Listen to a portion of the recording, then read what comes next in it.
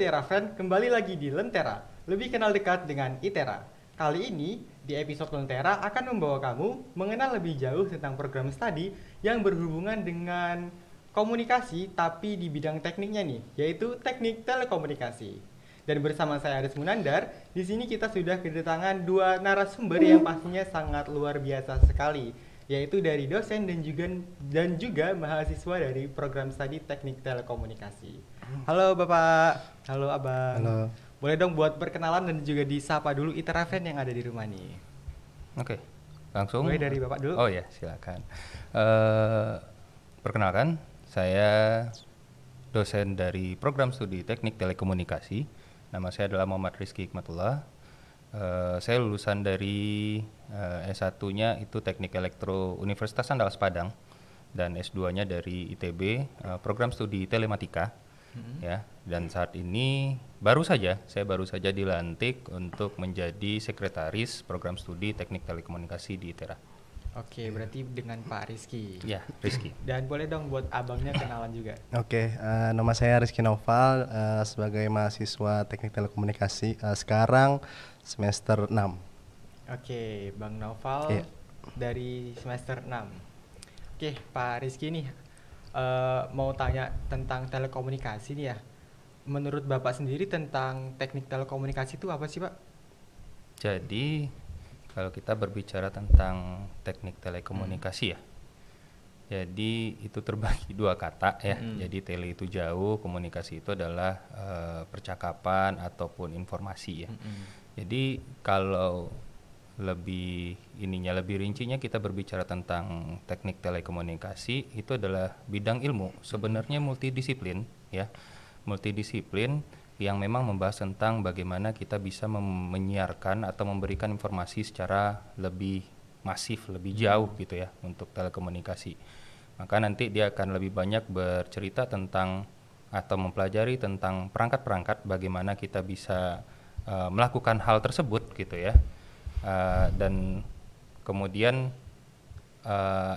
berbagai hal-hal yang nanti ujung-ujungnya kita bisa mengkolek suatu data ya, untuk bisa kita olah sebagai informasi baru ya.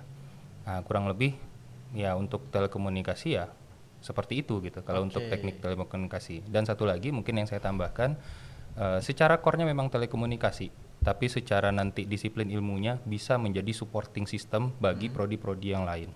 Dan itu juga berperan penting di zaman teknologi yang memang sangat berkembang pesat ya sampai saat ini.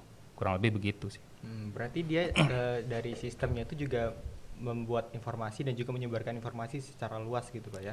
Betul. Kita akan berbicara tentang bagaimana perangkat tadi bisa menyebarkan atau menyiarkan informasi tadi ya berupa sinyal ya dan lain sebagainya.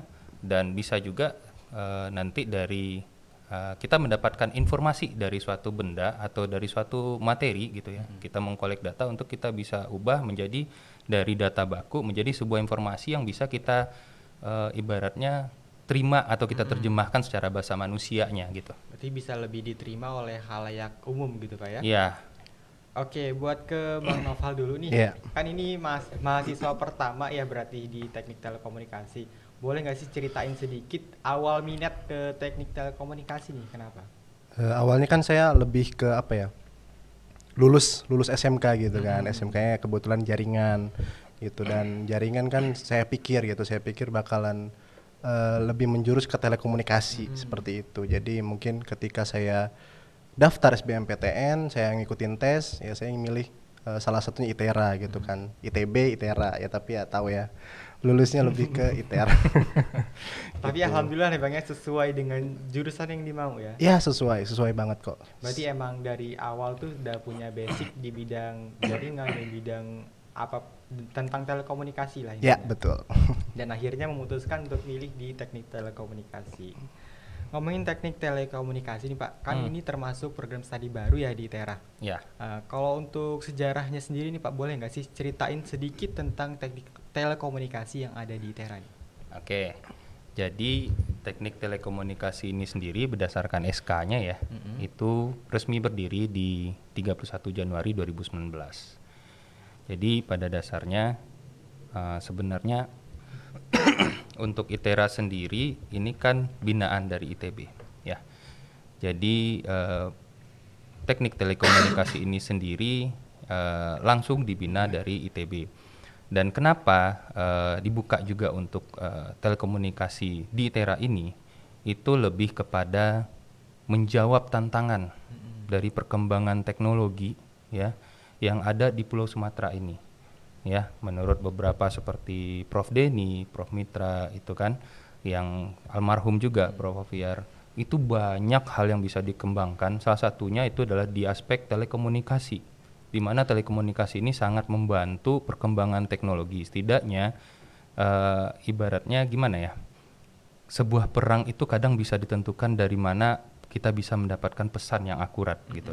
Nah, salah satu yang tadi itu tuh kita menjawab tantangannya itu tuh yaitu tadi banyak potensi yang ada di Pulau Sumatera ini, sehingga kita juga perlu nih untuk membuka prodi teknik telekomunikasi ini, di mana memang target utamanya adalah khususnya adalah ITERA for Sumatera ya, dan memang nanti basisnya kita juga akan lebih masif lagi untuk skala nasional dan kalaupun sampai standar dunia ya.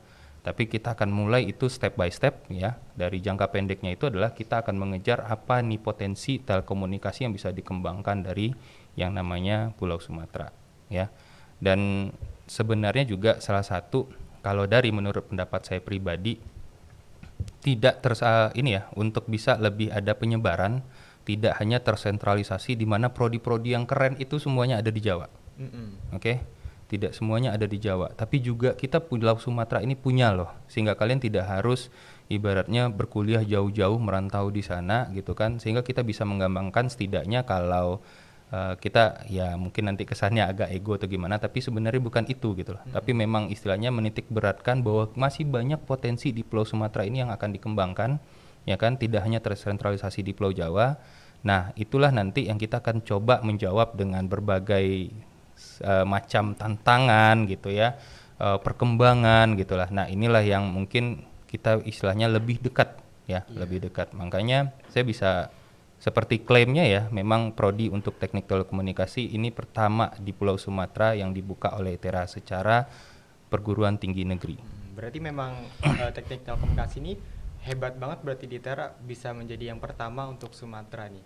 Dan Alhamdulillah. Kedepannya mungkin bisa dikembangkan lagi dan bisa berprogres lebih baik untuk Sumatera. Harapannya seperti itu. Sangat-sangat diharapkan, tergantung dari para lulusan kita ya, para lulusan kita yang nanti bagaimana mereka akan mengaplikasikannya. Jadi kalau menurut saya sih percuma juga kalau mereka nanti berkuliah tinggi-tinggi tapi nanti aplikasinya atau ilmu mereka tidak terpakai sama sekali. Dan itulah yang kita harapkan untuk mereka bisa lebih terarah nanti. Berarti PR nih buat Bang Noval menjadi lulusan pertama di teknik bukan PR lagi, tanggung jawab nih buat mereka semuanya. Ujung tombaknya telekomunikasi ITERA nih. Biar kedepannya menurut orang bahwa teknik telekomunikasi ITERA ini juga punya daya saing yang tinggi nih dengan universitas lainnya. Dan untuk akreditasi sendiri Pak, tentang teknik telekomunikasi ini udah akreditasi apa Pak? Jadi di saat pembukaan pertama otomatis kita mendapatkan secara prodi, hampir semua prodi yang dibuka pertama itu mendapatkan akreditasi minimum ya, minimum. Kemudian di tahun 2021 kemarin kita sudah melakukan akreditasi kedua sehingga kita bisa mendapatkan akreditasi baik. Ya. Berarti sudah cukup lumayan untuk akreditasi yang didapatkan dari teknik telekomunikasi. Untuk ya? Starter awal sangat baik kalau menurut saya. Karena banyak calon mahasiswa pastinya juga mereka ketika melihat prodi awal yang ingin mereka pilih pasti melihat akreditasinya apa nih. Betul. Karena biasanya kata orang akreditasi ini berhubungan dengan proses kerja nih Pak. Benar nggak sih Pak? Betul sekali, betul sekali. Dimana nanti tidak hanya dari akreditasi juga sih biasanya ya. Kadang muncul perspektif di mana itu menjadi lulusan alma mater mana nih gitu ya. Jadi saat ini saya ingin menyampaikan kepada mahasiswa-mahasiswa, jangan patah semangat, tetap banggalah dengan kampus kalian ya. Bukan berarti kampus kalian baru ini menjadi suatu hal yang membuat kalian agak agak patah arang ketika ini, tidak. Tapi tetap munculkan potensi diri ya kan, bahwa kalian walaupun saya lulusan ITERA yang dipandang sebelah mata di luar gitu ya, program studi baru, but inilah skill yang saya bisa tampilkan. Makanya inilah ibaratnya ajang kalian ya selama perkuliahan ini untuk membangun potensi diri dan minat kalian. Betul. Karena kembali lagi ke potensi diri masing-masing, Pak ya. Dia punya skill apa itu yang kalau bisa dipakai di dunia kerja. Betul sekali. Meskipun betul sekali. akreditasinya juga bagus, kalau dia aja nggak punya skill ya juga sama saja. juga. Anda mau lulusan ITB, UI, kemudian nanti akreditasinya bagus, tapi setelah Anda tamat Anda tidak tahu mau kemana. Tapi lebih baik Anda mungkin ibaratnya kalian akan dipandang sebelah mata, orang akan berekspektasi rendah. Tapi ternyata Anda bisa memberikan lebih, itu lebih bagus dibanding orang sudah berharap banyak di awal, ternyata wah cuman kayak gini doang nih gitu ya, cuman kayak gini doang nih skillnya gitu ya. Tapi kalau sekarang nggak apa-apa deh gitu ya, nggak apa-apa deh kecil-kecil dulu gitu kan, nggak taunya nanti kalian bisa memberikan harapan yang lebih, itu adalah salah satu harapannya gitu. Oke, lanjut ke Bang Noval dulu nih. Kan kalau prodi itu pasti ada himpunan nih Bang ya, dan denger-denger juga Bang Noval sudah dipilih menjadi ketua himpunan nih. Baru dia diangkat ini, baru dilantik. Yang baru nih ya Bang ya. Iya. Boleh tanya nggak sih kenapa sih mau jadi mencalonkan diri sebagai ketua himpunan nih Bang? Pertama nggak ada lagi, maksudnya cuman 2 lah istilahnya. Ya istilahnya kita ngeramein lah gitu. Cuman mungkin kita yang dulu-dulu kepengurusan sebelumnya itu udah wanti-wanti kepada yang lain gitu kan, bahwa haruslah ada yang nyalon lagi gitu, jangan kita aja biar semuanya gerak gitu kan. Cuman ya cuman 2 lah istilahnya gitu. Jadi ya banyak suka dukanya lah mendirikan himpunan baru, apalagi ya dari prodi baru gitu. Jadi ya harus dinikmatin lah, biar kedepannya juga adik-adik kita juga terfasilitasi lah, seperti itu deh. Tapi kalau menurut pandangan Bang Noval sendiri nih tentang himpunan mahasiswa itu apa sih awalnya sampai mau gabung dan juga akhirnya memutuskan untuk mempunyai jabatan tinggi nih di himpunan Bang? Oke. Sebenarnya sih kalau di kita tuh nggak ada jabatan sebenarnya. Ya kita anggap diri kita ini keluarga lah istilahnya. Anggap diri kita ini semua mahasiswa gitu kan. Ya awalnya juga kita atas keresahan sendiri gitu kan. Kita kalau prodi kita baru, terus kita angkatan pertama masih kayak diem-diem aja kapan mau majunya ya kan. Karena kan satu prodi itu kan butuh yang namanya naungan, butuh namanya himpunan gitu. Kalau misalkan nggak ada, nanti siapa gitu loh? Siapa yang bakal ketika kita lomba, ketika ada kegiatan, ketika ada misalkan yang kesusahan, itu kan himpunan gitu loh. Jadi ya lebih baiknya ya udah kita bergerak deh angkatan pertama gitu kan. Dari atas keresahan tersebut jadilah himpunan kita, seperti itu. Berarti bisa juga himpunan menjadi tempat berpulang kita nih ketika kita setelah penat belajar di program studi, punya teman di himpunan, kita punya organisasi lain gitu, bersosialisasi gitu Bang ya. Ya, betul sekali. Untuk himpunan sendiri Bang, itu kira-kira wajib nggak sih untuk teknik telekomunikasi Bang? Wajib atau enggak ya? Ya kalau misalkan di kita kan istilahnya kalau perlu apa-apa ke himpunan pasti gitu ya. Kalau misalkan mungkin dari internal, dari prodi sendiri, dari eksternal justru gitu kan, yang kalau mengirimkan pesan gitu loh, mengirimkan pengumuman itu pasti lewat ke himpunan dulu gitu kan. Kalau misalkan satu anak ini tidak gabung himpunan gitu kan, ya otomatis dia ketinggalan informasi dan sebagainya macamnya gitu. Jadi ya wajib enggaknya itu kembali ke anaknya sendiri, iya, mahasiswanya sendiri gitu. Cuman lebih baik gabung karena kita keluarga. Kenapa harus pisah seperti itu? Oke. Kalau untuk ngerasain kuliah di teknik telekomunikasi Bang, kan udah sampai semester 6. Ada nggak sih suka duka di teknik telekomunikasi Bang? Suka dan duka ya. Ya sukanya karena ya mungkin prospeknya ke depan bakal bagus lah ya, teknik telekomunikasi. Namanya telekomunikasi kan sangat dibutuhkan lah sekarang hingga nanti gitu kan. Cuman ya dukanya dari kebutuhan tersebut pasti dibaliknya itu ada effort juga ya, seperti kita belajar ya. Belajar itu bukan menghitung segala macam ya, kita ngebayangin sebuah sinyal yang nggak ada gitu loh ya kan, itu dukanya. Cuman itu bukan susah tapi tricky lah istilahnya, tricky tapi bisa dipikirkan, kita bisa belajar gitu. Duka yang lain juga ketika kita praktikum segala macam menemui kesulitan gitu kan, jadi lebih tertantang lah gitulah, lebih punya apa ya, punya ilmu baru gitu kan, punya pengalaman baru, kita terjun ke lapangan gitu kan, yang di bidang telekomunikasinya gitu kan, panas-panasan segala macam, naik tower, nah itu dukanya. Cuman kalau kitanya udah suka, ya duka itu juga jadi suka juga sebenarnya gitu. Tergantung individu juga Ya. seperti apa Bang ya. Oke. Lanjut ke Pak Rizky nih, mau tanya tentang sistem perkuliahan yang ada di teknik telekomunikasi sendiri seperti apa Pak?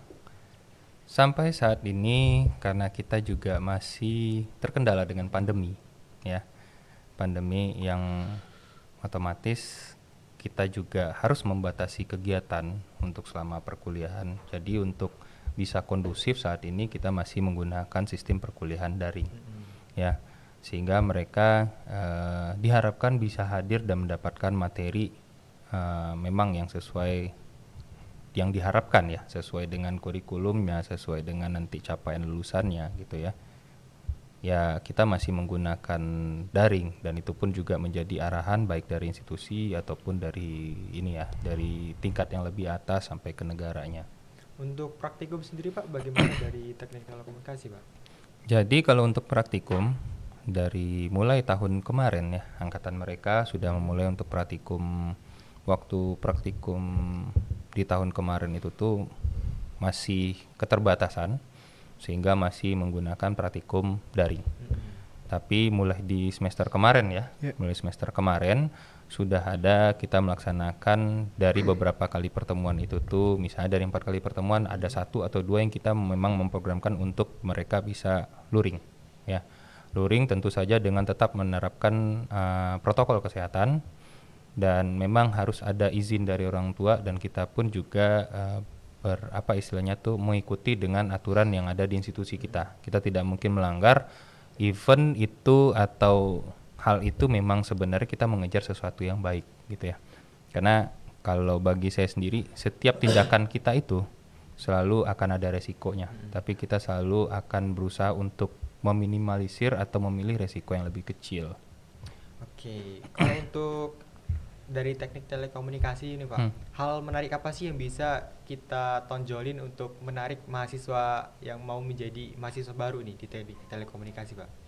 Sebenarnya hal-hal itu sudah banyak dijelaskan juga untuk di websitenya teknik telekomunikasi ya.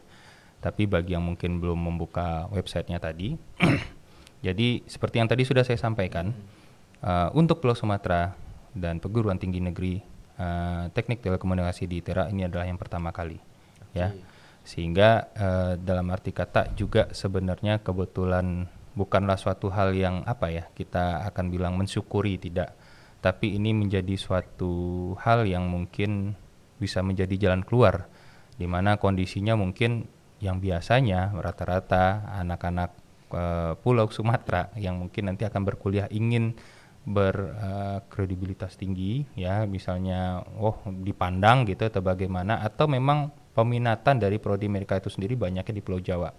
Nah sehingga dengan kondisinya sekarang ITERA membuka prodi-prodi tersebut gitu kan, menjadi suatu perpanjangan tangan, sehingga ya seperti contoh misalnya bahkan anak Bandar Lampung sendiri pun mungkin berkuliahnya nyarinya ke ITB, ke UI, mereka harus menyeberang pulau. Nah sekarang mereka lebih dekat untuk di rumahnya dan lebih banyak bisa ibaratnya memikirkan dari hal yang mereka pelajari tadi.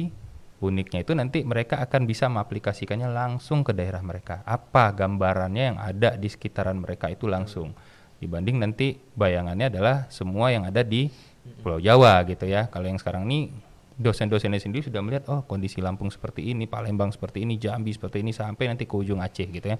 Bisa langsung kita, lebih uniknya itu tuh kita akan benar-benar memfokuskan dengan apa yang ada di Pulau Sumatera.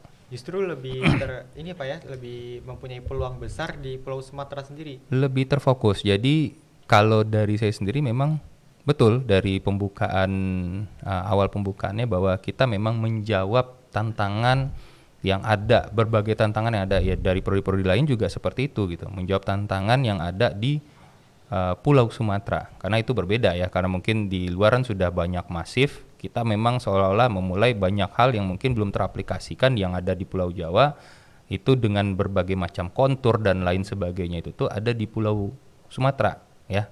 Contoh ya seperti sekarang kita masih dalam tahap pembangunan jalan tol. Nah, kurang lebih seperti itu gitu kan. Kurang lebih kalau di Jawa sudah santai lah jalan tol. Nah, itu mungkin nanti ada tantangan yang lain. Nah, untuk yang telekomunikasi banyak hal, seperti contohnya banyaknya daerah-daerah yang mungkin cukup jauh, cukup luas untuk dijangkau dari sisi telekomunikasinya. Sehingga masih banyak daerah-daerah, maaf kata misalnya nih, even bahkan di Bandar Lampung ataupun di Lampung sendiri masih banyak daerah-daerah yang kadang saya bertanya, kamu di mana posisinya? Saya di Lampung ini Pak. Loh kok putus-putus sinyalnya? Nah itu akan menjadi suatu terobosan di mana anak telekomunikasi ini akan menjadi pelopor untuk membangun minimal daerah mereka sendiri. Jadi tidak akan fokus cuman untuk wah cari kerja nih ya di Jawa gitu. Kebanyakan kan kalau sudah kuliah di Jawa misalnya atau di mana gitu kan stay aja di sana gitu, sampai nyari istri di sana gitu, sampai nyari pasangan di sana, berkeluarga di sana. Nah, sekarang mereka bisa balik ke kampung mereka dan mengembangkan potensi dari daerah mereka sendiri. Betul. Itulah menurut saya sangat uniknya dan itu menjadi sangat suatu nilai tambah yang bagus sekali gitu. Oke, kalau buat Bang Noval sendiri nih, kan udah semester 6 ya? Berarti sudah mau memasuki semester akhir ya, mau wisuda itu. Kira-kira kalau untuk setelah lulus dari teknik telekomunikasi nih, memutuskan untuk bekerja di mana nih Bang? Kerja ya? Kalau saya sih lebih punya cita-cita ya kerja di ISP ya, nggak jauh gitu. Karena ISP itu apa ya, teknis ya istilahnya ISP itu inilah ya. ISP apa dulu nih? Internet Service Provider. Cuman lebih mudahnya ya udahlah tempat internet lah yang jual internet. Nanti yang paham cuma anak Telkom doang nih. Iya betul. Saya sebenarnya kurang paham juga. Iya, ISP apa ini ya? Gitu ya. Makanya saya bingung nih. Maksudnya ISP, oh iya belum dijelasin ISP apa gitu kan. Jadi jelasin ya. Jadi ya gitu yang menjual internet ke rumah ya kan lewat kabel, lewat nirkabel gitu kan. Itu lebih banyak teknisnya di situ, lebih banyak dagingnya lah gitu. Jadi ketika kita udah bawa ilmu dari teknik telekomunikasi ITERA, kita masuk situ tuh kita udah bisa nerapin tuh di situ. Jadi lebih nyambung lagi gitu loh. Nah, gitu sih, Dek. Karena juga sudah punya skill di bidang hal tersebut, Bang, ya. Betul. Dan ngomongin prospek kerja nih, Pak, di teknik telekomunikasi ini bisa masuk ke mana aja sih untuk lulusannya? Oke. Kalau untuk fokusnya seperti yang tadi disampaikan oleh Rizky Noval tadi ya, bisa ke bagian internet service provider. Ya, ketika nanti kita berbicara tentang jaringan ya, jaringan. Kemudian sebenarnya juga di awal tadi sudah menyampaikan bahwa ini ilmu multidisiplin. Ya, salah satunya di angkatan mereka juga, yang saya waktu pengenalan pertama, saya kaget, ya. Itu kebetulan namanya si Miss Alfian, si El. Yeah. El, kamu mau kemana nanti ininya gitu, selesai ini gitu. Saya kan sering bertanya seperti itu, biar mereka sudah tahu dari awal bahwa memang mereka masuk Telkom itu ada sesuatu yang diincar. Jadi ada target yang diincar. Iya betul, karena saya dari awal sudah menyampaikan jangan sampai kamu salah masuk prodi loh, jangan sampai kamu salah masuk jurusan. Kasihan nanti kamu sudah berkuliah sekian tahun, setelah kamu tamat kamu entah kemana-mana gitu loh. Jadi ilmunya nggak fokus terpakai dan akhirnya juga ya itu tadi, itu akan berefek juga nanti ke prodi bahwa waduh lulusan ini kok kesini gitu larinya gitu. Oke, jadi kembali lagi ke CL ini, waktu saya tanya backgroundnya keluarganya dari angkatan ya semua ya. Ya dari Noval ya, saingan dia kebetulan waktu ini jadi kahim ini, calon kahim ini. Jadi L ini loh angkatan biasanya orang yang keluarganya mungkin angkatan juga masuk ke angkatan dong, ya kan, ke TNI, polisi atau gimana. Iya Pak, saya akan tetap juga mungkin akan mengarah kepada angkatan. Terus kenapa masuk Telkom gitu loh kan? Kenapa masuk Telkom? Tapi saya ingin mempelajari dari sisi telekomunikasinya Pak. Jadi dia lebih akan berminat nanti bagaimana cara kerja dari pesawat tanpa awak. Oke? Dari drone tadi, dari satelit-satelit, bagaimana mereka bisa mengumpulkan informasi. Nah kembali tadi kan, mengumpulkan informasi-informasi untuk dari segi kemiliteran. Termasuklah nanti saya bisa jadi nanti orang yang ahli untuk navigasi Pak, untuk radar Pak. Ya iya memang itu yang di telekomunikasi tapi diarahkan itu ke militer.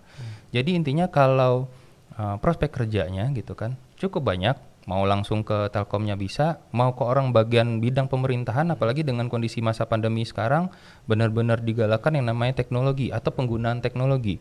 Lah dulu gubernur mau pergi meeting datang ke tempatnya, mau pergi acara datang ke tempatnya. Sekarang apa? Sudah bisa dilakukan secara jarak jauh, secara virtual, dan itu tidak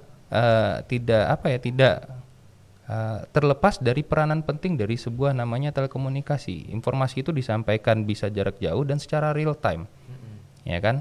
Nah itu bisa saja dia nanti di bidang pemerintahan ya minimal dia nanti bisa jadi ajudan gubernur atau wali kota lah untuk misal mau pergi meeting, tolong siapkan saya mau meeting ini itunya gitu kan. Dan apa ya untuk teknopreneur mereka sendiri mereka bisa buka peluang usaha mereka sendiri bisa banyak gitu.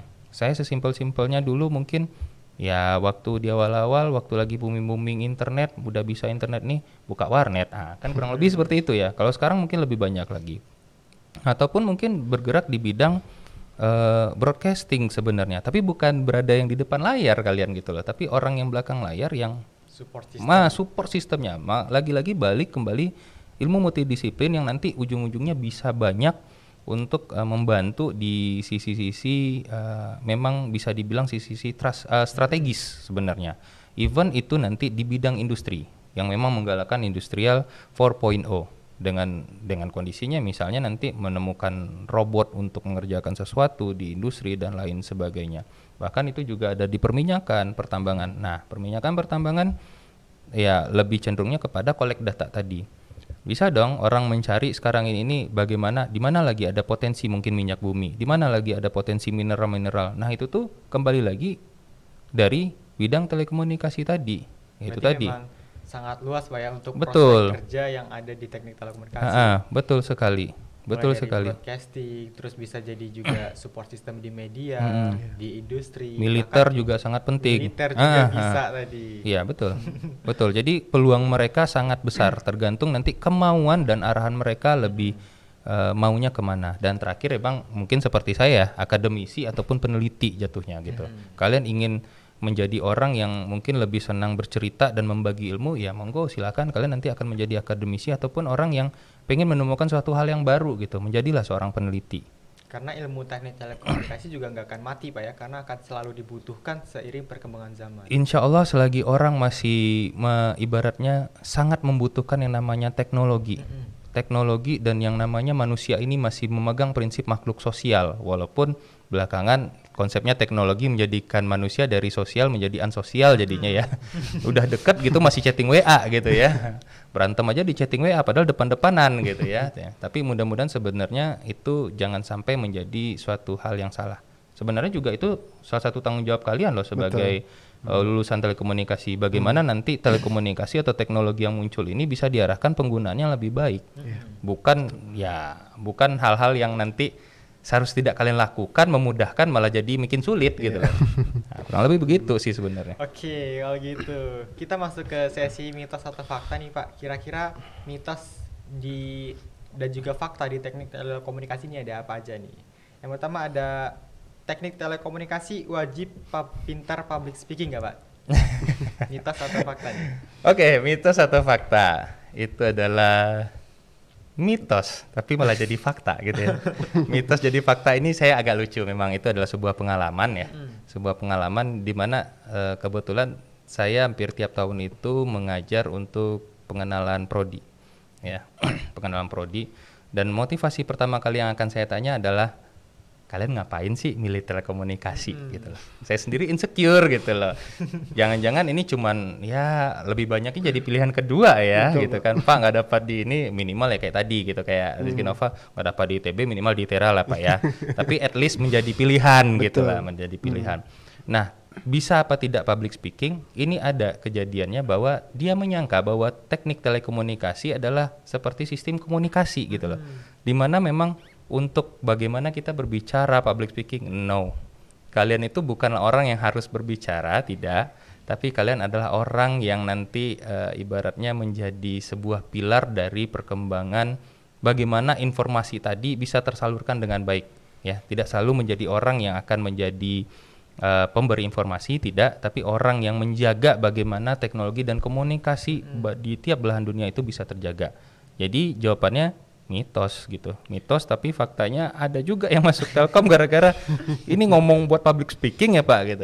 Salah jurusan jadinya. Saya awalnya juga mengira teknik telekomunikasi mungkin kita belajar tentang komunikasi dan juga tentang teknik di media gitu Pak. Oh iya iya. Barangkali mungkin tahun besok bakal ada, Pak, saya sangka telekomunikasi ini bisa jadi YouTuber gitu ya. Oke, lanjut ke selanjutnya nih buat Bang Noval. Mitos atau fakta sih kalau lulusan teknik telekomunikasi bisa jadi hacker nih? Kan berhubungan dengan jaringan. Hacker ya, bisa iya bisa enggak sebenarnya. Ya kalau misalkan tingkatnya dasar gitu kan, kalau misalkan anaknya mau belajar banget gitu ya, itu bisa gitu kan. Cuma kalau udah tingkat apa ya, tingkat kampus ya kan, jaringan yang luas, jaringan Google apalagi gitu kan, itu mustahil. Karena kita tahu sekarang apa ya, keamanan itu udah sangat tinggi banget lah. Istilahnya kalau ada lubang ditambal gitu tuh. Jadi ya bisa iya bisa enggak, tapi ya itu lebih ke mitos sebenarnya gitu kan. Karena kita nih belajar tuh bukan buat apa ya, buat ngebobol sistem jaringannya, kita buat jaringannya di situ. Justru gitu lebih mengamankan sistem ya jaringannya. betul gitu, bukan untuk membobolnya gitu. Tapi kalau untuk ini password wifi itu bisa dibobol nggak sih? Itu ya Kejadian. sering ditanyain kayak gitu tuh. Lo kan anak Telkom tuh gitu, bisa nggak gitu segala macam. Ya ada yang bisa, ada yang enggak justru gitu kan. Kalau misalkan jaringan yang berskala kecil dan personal itu masih bisa, kalau apa ya, ada effort lah. Ada effort kita mau nyoba gitu. Cuman buat apa juga gitu kan. Kita anak Telkom harus lebih bisa bijak dalam menggunakan jaringan seperti Betul itu. sekali. Oke. Jadi sedikit saya tambahkan nih sebenarnya.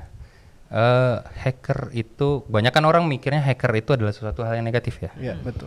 Padahal sebenarnya pada dasar itu ada pembagiannya. Hacker itu lebih mengarah yang ke positif sebenarnya. Kalau yang negatif itu sebenarnya cracker, bukan cracker Gary Salut atau gimana ya, ini nyebutin brand jadinya ya. Bukan, tapi cracker atau memang pembobol yang memang untuk niatan yang negatif. Tapi kalau hacker itu banyak kok, kemarin yang di berita itu tuh bisa dia jadi, itu kan dia sendiri juga bahkan nggak berkuliah ya mungkin ya, tapi memang dia fokusnya ke sana. Tapi sebenarnya bisa dilakukan oleh anak telekomunikasi gitu. Jadi bisa dibilang mitos atau fakta itu tergantung dari ilmu yang mereka dapatkan gitu ya. Tapi lebih cenderung hacker ini sebenarnya dia mencari bug-bug yang ada atau celah-celah yang ada di misal di website atau celah keamanan dan lain sebagainya, dan itu dia laporkan kembali. Gunanya untuk bisa memperbaiki sistem-sistem tadi gitu. Di mana sistem tadi itu tidak ada sistem yang benar-benar sempurna. Tidak ada sistem yang benar-benar sempurna. Pasti akan selalu ada celah. Nah, itulah hacker-hacker tadi yang mungkin kalau mereka belajar untuk yang ke webnya itu akan menutupi celah-celah itu tadi atau memberikan masukan sebenarnya. Oke.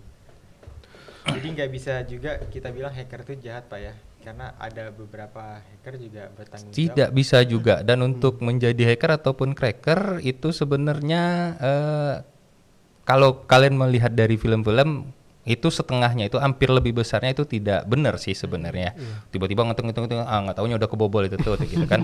Sebenarnya itu mereka sudah melakukan riset sebelumnya. Itu yang namanya nanti ada social engineering, di mana mereka mempunyai pendekatan tertentu untuk bisa melihat pola dari sistem ini, di mana celahnya mereka bisa membobol itu. Oke, masuk ke selanjutnya nih Pak. Benar nggak sih prodi Telkom ini disebut sebagai prodi gaib ya? Iya. Nah, seperti tadi udah disampaikan oleh si Rizky Noval. Salah satu dukanya kadang katanya kan ya. Dukanya itu tuh dia menyampaikan bahwa kita mempelajari sesuatu yang nggak ada gitu ya. Jadi memang ada bercandanya sih di antara kami itu. Wah, ini prodi mah prodi gaib gitu kan. Pelajari apa? Pelajari sinyal. Sinyalnya mana gitu lah. Mungkin medianya bisa ya. Media itu berupa kabel, berupa fiber optik. Tapi kalau udah ngomong wifi, kalian sendiri melihat nggak sih sinyal wifi itu seperti apa dan di mana sekarang gitu? Apakah di dekat kita, apakah di jauh kita gitu kan? Jadi ya itu bercandanya sebenarnya ngomongin prodi gaib itu tuh seolah kita membicarakan dunia yang lain gitu. Padahal sebenarnya ada di sekeliling kita gitu. Nggak seperti mungkin prodi lain yang mungkin memang mempelajarinya jelas. Material ya kelihatan materialnya apa, mesin ya kelihatan mesinnya apa gitu kan, dan lain sebagainya. Tapi kalau untuk Telkom kita membicarakan bagaimana kita menghitung sesuatu yang hampir bisa dibilang tidak ada. Ya, tidak kelihatan wujudnya, bukan tidak ada, sorry saya rela.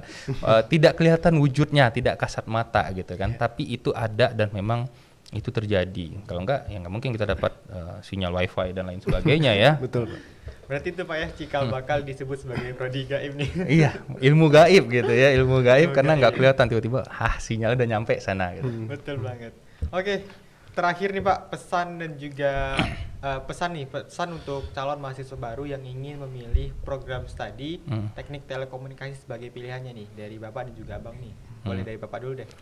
Kalau saya sih mungkin lebih berpesan kepada ya temukan minatnya dulu di mana, dan memang ibaratnya biasanya lakukanlah PDKT gitu loh. PDKT dalam arti kata jangan cuman sekedar menjadi pilihan yang seolah-olah kalian tidak tahu nanti tujuan akhirnya seperti apa. Yang penting kuliah gitu. Yang penting kuliah gitu loh. Yang penting kuliah itu yang nanti takutnya di tengah-tengah muncul rasa malas dan patah arang gitu kan. Karena sebenarnya efek itu tidaklah hampir semua mahasiswa juga merasakannya. Tapi besar atau tidak efeknya balik-balik ujungnya ke pangkalnya tadi. Jangan sampai nanti udah mulai tahun kedua gitu kan baru mikir kok saya salah jurusan ya rasanya ya gitu ya. Nah makanya dari awal mungkin lebih mengenal minat dan bakat. Dan mungkin paling inti yang saya sampaikan. Maaf nih mungkin ini pribadi saya ya, saya menyampaikan dan ini pernah jadi pengalaman dari saya dan saya juga pernah menyampaikan kepada para mahasiswa. Ini adalah tahap ketika kalian berkuliah, adalah tahap di mana kalian menemukan jati diri kalian, minat kalian seperti apa. Jadi sorry to say, saya sampaikan jangan sampai lagi kejadian kalian ditentukan arah kalian oleh orang tua, sedangkan minat kalian tidak seperti itu. Karena banyak pengalaman yang akhirnya membuat mahasiswa itu patah arang ketika dia di pertengahan kuliah karena dari awal itu tuh wah ibu saya pengen masuk kedokteran, wah ibu saya pengen nih kayak gini, wah orang tua saya pengen kayak gitu kan. Sedangkan hati kalian tidak, kecuali kalian akan mengikuti orang tua kalian, berarti mau tak mau tanggung jawab tadi udah sampai selesai saya harus mengikuti memang kata orang tua saya itu gitu. Jadi jangan sampai nanti kehilangan semangat di tengah-tengah, itu susah untuk membangkitkannya lagi, apalagi kalian sudah di tahun-tahun terakhir. Kasihan terbuang percuma beberapa tahun kalian. Jadi kenali lebih dahulu apa yang ingin kalian masuki. Kalau kata manualnya sih, kalau kalian ragu lebih baik kalian kembali gitu ya. Maka saya pun mengarahkan seperti itu. Walaupun mereka sudah masuk, benar minat kamu di sini. Kalau memang tidak, kalian masih punya kesempatan untuk bisa mengulang dan memilih prodi yang lain. Lebih baik seperti itu, pahit-pahitnya. Oke, kalau buat Bang Noval sendiri nih, apa sih pesan buat calon mahasiswa baru yang ingin memantapkan hati program studinya itu, Bang? Memantapkan hati ya. Ya kalau misalkan saya sih lebih berpikir ke yang Pak Rizky tadi ya. Ya kita harus cari kesenangan dulu, kesenangan, passion apalagi gitu kan. Karena kalau kita udah masuk ke situ ya kan mau nggak mau kita harus ikutin arusnya gitu kan. Kalau kita nggak seneng kadang kita nyerah segala macam. Maksudnya kalau udah masuk ke suatu kesenangan kita, misal saya seneng ngoding gitu kan, saya seneng belajar telekomunikasi, itu kan udah seneng ya. Apapun rintangan itu pasti bisa, pasti ada jalannya.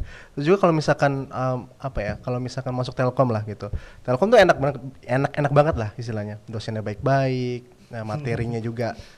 Oh ini kebetulan depan saya nih ya, kebetulan depan nih ya. Enggak bang, enggak. Aduh. Benar. Tapi bener baik-baik gitu. Biar nilainya A. Iya, aduh ini ya. Tapi saya percaya kok sama siswa saya bisa. Ya jadi gitu. Jadi banyak yang nanya juga mahasiswa baru ini susah nggak sih masuk Telkom gitu, susah nggak sih masuk prodi A, prodi B gitu. Sebenarnya susah nggak susahnya itu kembali ke kamunya, kembali ke dianya, kembali ke mahasiswanya. Kamu seneng nggak, kamu bisa nggak ngadapin rintangan ke depannya gitu.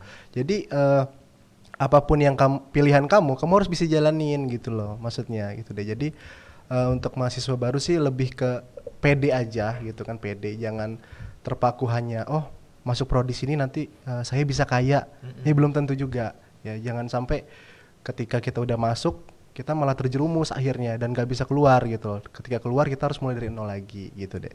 Oke, berarti kita harus juga mengenali fashion kita sendiri di mana, bidang kita di mana, dan juga kita mau masuk kemana nih. Bisa jadi bucin gitu apa tidak gitu. Karena kalau nggak jadi bucin ya nanti ujung-ujungnya patah di tengah ya. Kalau nggak suka sama, misalnya nih cewek suka gitu kan.